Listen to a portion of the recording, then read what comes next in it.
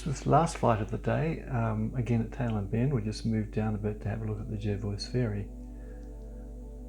So once again showing what it looks like on Google Earth. There's the Jervois Ferry Road, and we flew from a picnic spot. I'm taking off now.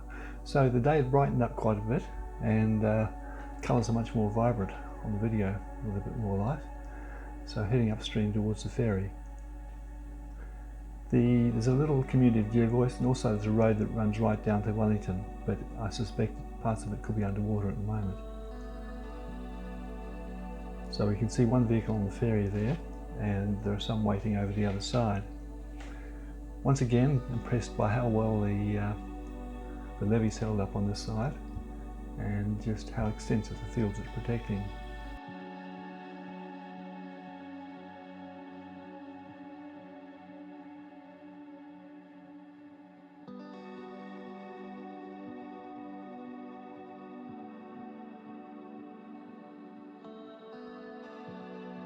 Oh, and over there's the solar farm, which is going to be doubled in size, feeding to the national grid. And here's the ferry with a single vehicle on it, and there appear to be 3 queued up to come back the other way. So as I say, not high traffic at the moment, but a really good view out over so much land that's protected by that levee. There's a better view of all the solar panels at the solar farm.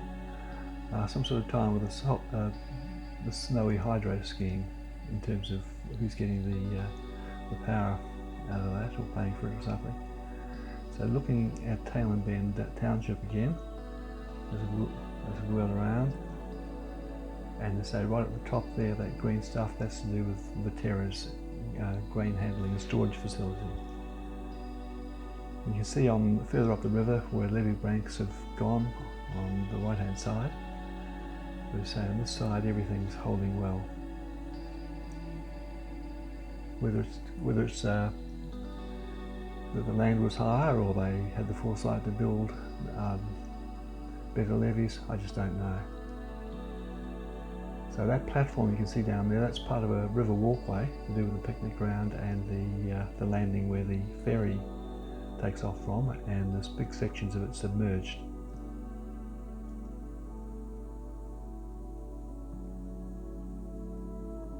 So heading back down towards where we're standing in the picnic ground.